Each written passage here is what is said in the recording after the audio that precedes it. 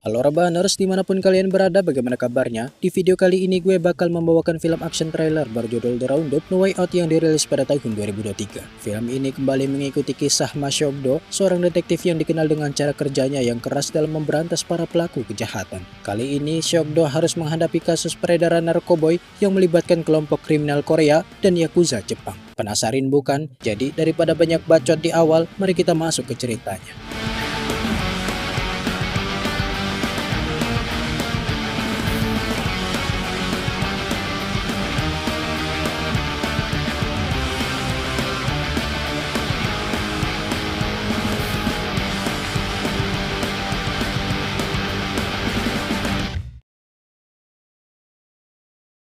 Cerita berlatar pada tahun 2015 di pelabuhan selatan di Incheon. Di sana, tampak sekumpulan Yakuza sedang menghajar seorang polisi yang menyamar untuk mengumpulkan barang bukti bahan baku pembuatan narkoboy jenis baru.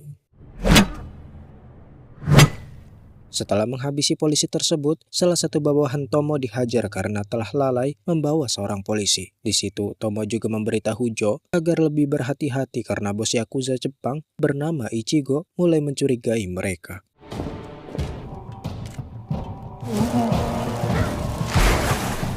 Di sisi lain, terjadi aksi keributan yang disebabkan oleh beberapa pengendara mobil yang marah karena tidak terima mobilnya disalip oleh pengendara lain. Lalu tak lama setelah itu, Seok-do datang untuk melerai keributan tersebut.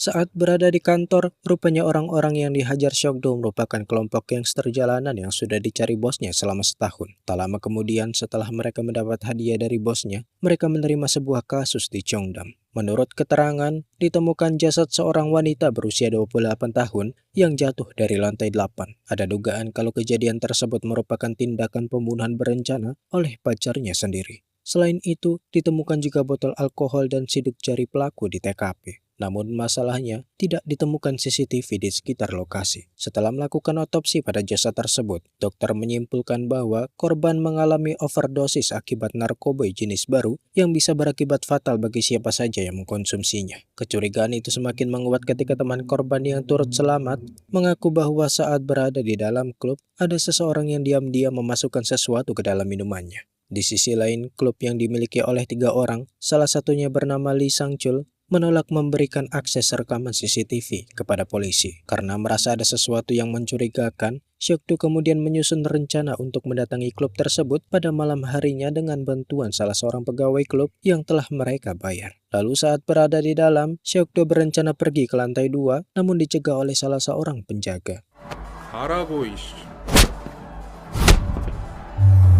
Di situ, Seok-do kemudian mengikuti seseorang yang kedapatan membawa narkoboy ke dalam toilet dengan tujuan untuk menangkap mereka semua. 뭐야 씨발 씨발놈이 안 갖고 와? 야 너 우리 아빠 마약이야. 본부에 연락하고 이 새끼 데려가. 이거랑 요거랑 여기 있는 거 다 담아. 앉아 있어. 오! 이런 씨발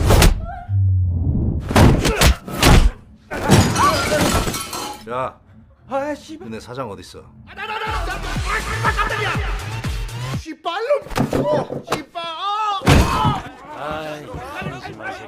형 기다려봐. 이제 시작이야. Di sisi lain, Tomo dan Jo bertemu dengan seorang pelanggan dari Cina yang berniat memborong narkoboy hasil buatan mereka yang sebelumnya sulit dicari peredarannya dengan jumlah yang sangat banyak. Di situ, Jo pun menyepakati transaksi tersebut dan mereka akan mengirimnya 2 hari kemudian. Di waktu yang sama, setelah melihat rekaman CCTV, Seok-do kemudian menginterogasi Lee untuk mencari tahu apa saja yang dia ketahui tentang orang yang ada di dalam gambar tersebut. Namun setelah enggan memberikan keterangan, Seok-do memberinya sebuah bogem mentah.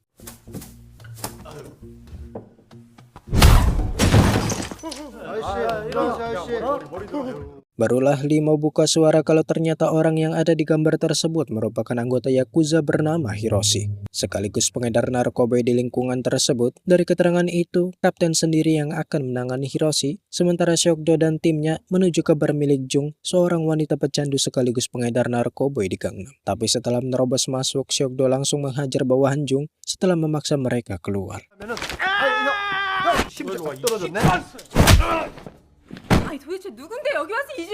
Setelah menemukan barang bukti berupa narkoba yang disembunyikan di laci, ternyata mereka adalah komplotan Hiroshi yang seminggu sekali mampir ke bar miliknya. Di waktu yang sama, kapten dan yang lainnya juga berusaha menangkap Hiroshi yang sedang memakai barang haram bersama temannya.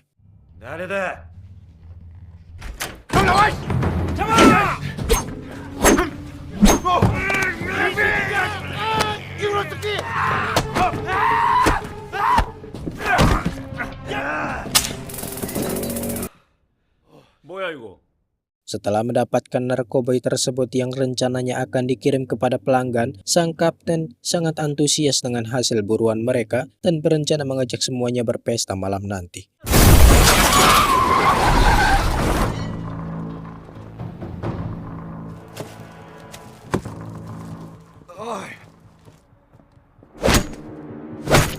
Ternyata dalang dibalik itu adalah Joe yang berniat merebut kembali barang haram tersebut. Setelah membunuh Hiroshi, mereka lalu menuju ke tempat Tomo untuk memberinya pelajaran karena tidak menjaga barang tersebut dengan benar. Apalagi Ichigo juga sudah mengetahui kalau ternyata mereka menyelundupkan narkoba miliknya untuk diperjualbelikan tanpa seizin darinya. 이번 일 망치면 니들이 나한테 죽어.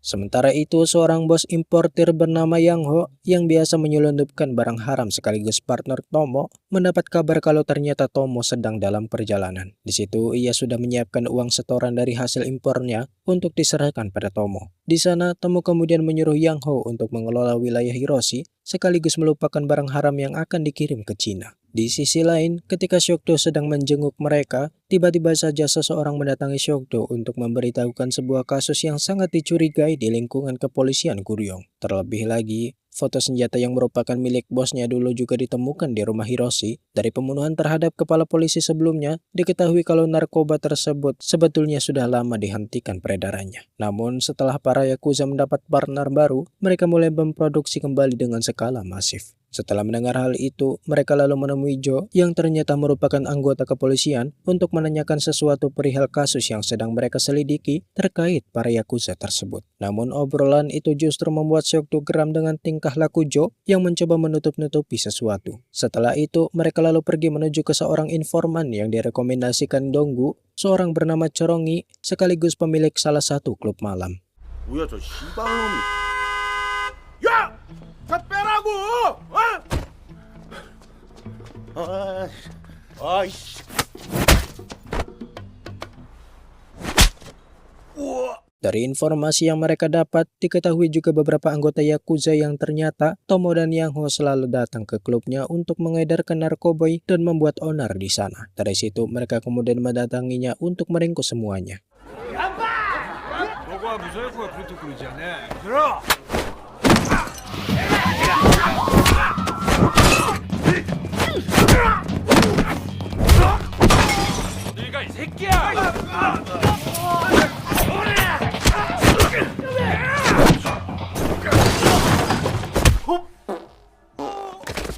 Beralih ke Jepang, di mana Ichigo yang merupakan bos besar Yakuza sekaligus pemilik barang haram tersebut menyuruh bawahannya untuk membereskan para pengkhianat yang mencoba mengambil barang miliknya tanpa seizin darinya.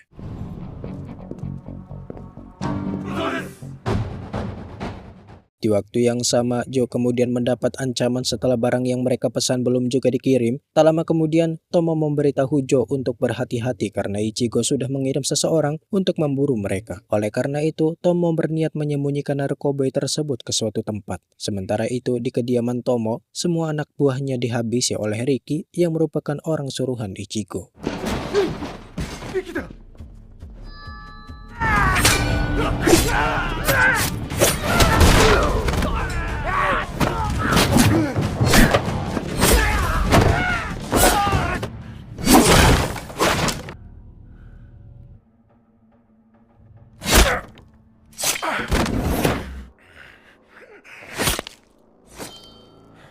Di sisi lain, saat berada di hotel, Tomo tak menyangka kalau usaha pelarian mereka sudah diketahui oleh Ricky yang meminta narkoba tersebut dikembalikan. Sementara itu, Seokdo juga terlihat berada di area hotel untuk menangkap Tomo. 야, 빼.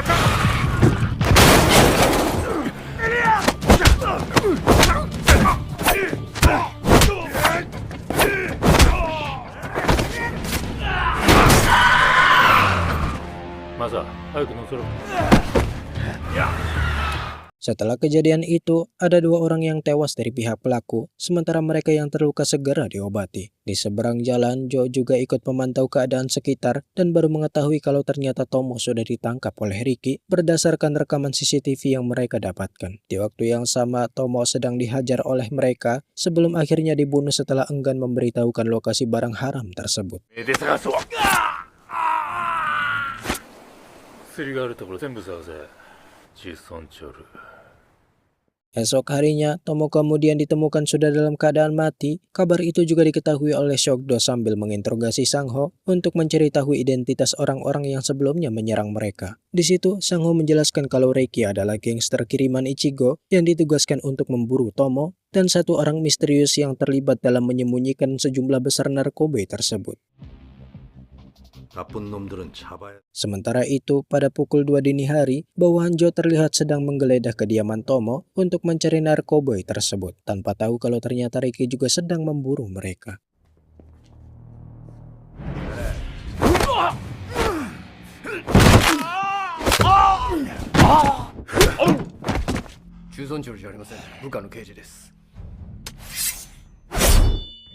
Setelah kematian anak buahnya, Ichigo memperingatkan Jo agar segera mengembalikan narkoba tersebut jika tidak mau nyawanya melayang. Namun Jo justru berniat menemui pelanggannya langsung di sebuah gudang tua untuk memastikan transaksi mereka terus berjalan meskipun narkoba tersebut belum ditemukan.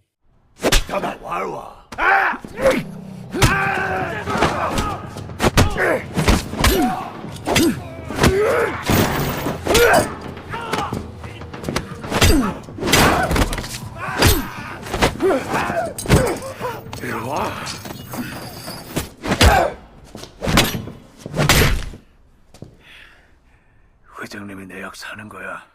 Beberapa saat kemudian, Seokdo juga datang ke TKP untuk mencari tahu penyebab kematian seorang polisi di kediaman Tomo yang terasa janggal setelah melakukan olah TKP. Di sisi lain, mereka mendapatkan kabar kalau ternyata kantor pusat mulai menyelidiki mereka secara tertutup yang semakin menyulitkan mereka untuk segera menemukan narkoba tersebut. Sesaat kemudian, Seokdo datang untuk menanyakan perihal rekan mereka yang ditemukan di kantor Tomo, namun entah mengapa mereka secara terang-terangan menutupinya seolah ada sesuatu yang sengaja mereka sembunyikan. 또 볼 것 같은데 미리 힘 빼지 말자. 엑스레이 찍어봐요.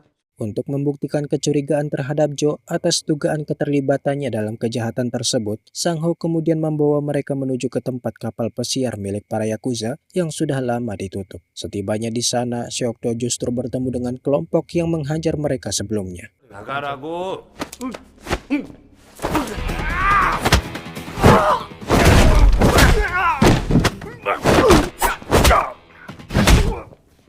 Rupanya tujuan mereka di sana adalah untuk mencari barang haram tersebut, namun hingga kini mereka belum menemukan apapun. Akan tetapi sesaat kemudian mereka menemukan sekumpulan kunci yang ternyata salah satunya merupakan kunci kapal milik Yakuza. Di situ mereka kemudian menggeledah seluruh isi kapal sampai akhirnya menemukan tempat pembuatan barang haram tersebut yang terletak di lambung kapal. Namun setelah mereka membobol paksa brankas yang berisi tali tambang, barulah mereka menyadari lokasi tempat narkoba tersebut disembunyikan. 찾았다. Setelah itu, Seokdo mendatangi Chorongi untuk membahas sesuatu yang penting dengannya. Sementara para bawahan Jo terlihat sedang mengintai gerak-gerik Ricky untuk menghabisinya, tapi setibanya Jo di sana, ia justru mendapat sebuah telepon anonim yang ternyata berasal dari Chorongi yang mengaku memiliki barang yang mereka cari. Dari situ, mereka membahas pertemuan untuk mengembalikan narkoba tersebut sejam kemudian. 태수 형, 범인 찾았고 현장에서 덮칠 거야. 나랑 거래하나 약 어디 있는지 내가 알아. Singkatnya, mereka kemudian mendatangi tempat yang sudah dijanjikan sebelumnya yang letaknya berada di lantai 3. Namun tanpa mereka ketahui, Joe sudah menyiapkan jebakan untuk merebut kembali narkoboy tersebut. 됐네 씨발.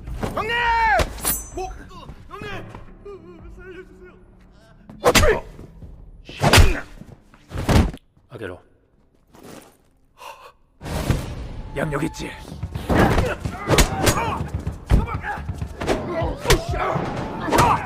이들 싹게 잡아.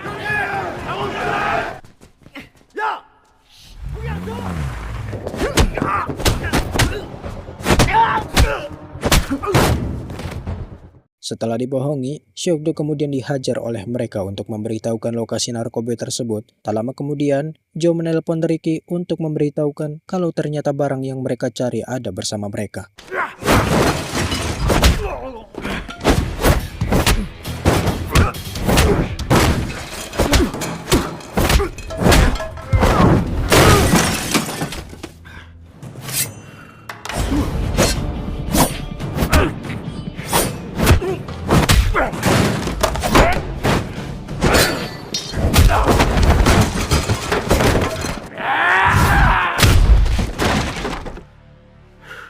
Setelah tahu kalau ternyata narkoba tersebut berada di tangan Joe, mereka harus secepatnya ke sana sebelum Joe kabur lebih dulu.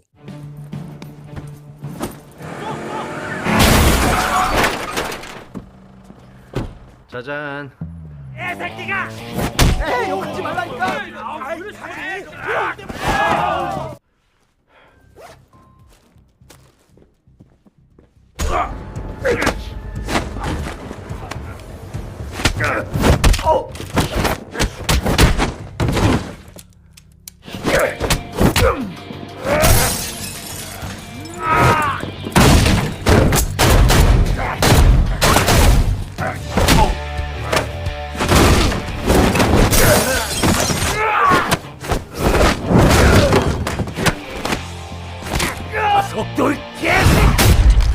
저 뒤처리 좀 해줘. 야 주성.